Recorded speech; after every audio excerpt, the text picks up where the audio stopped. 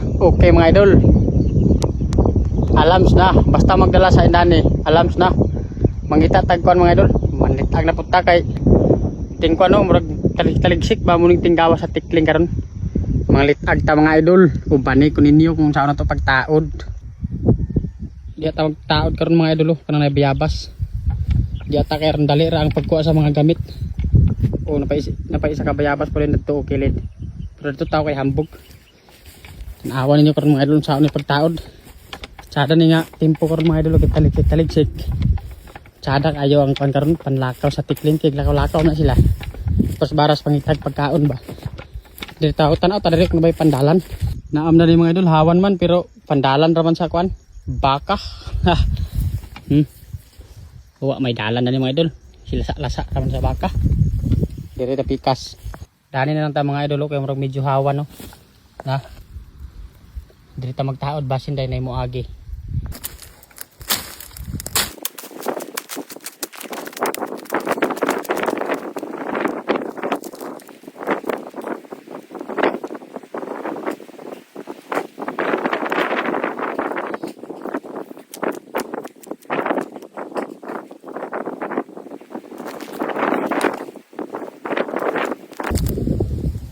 Yarn na sa itong gamit mga idol, yarn.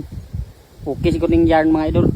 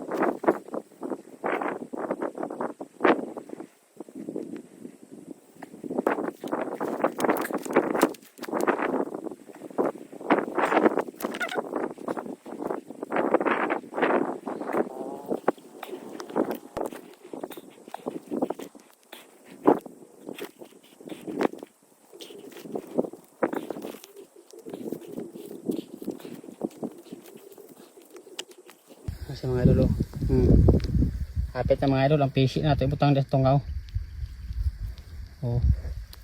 Kamay na lang.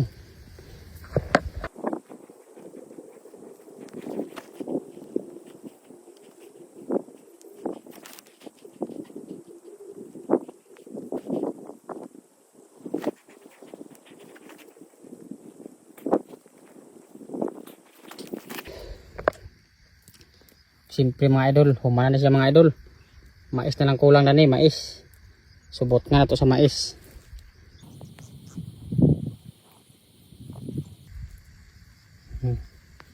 Okay mga idol, pahit na na.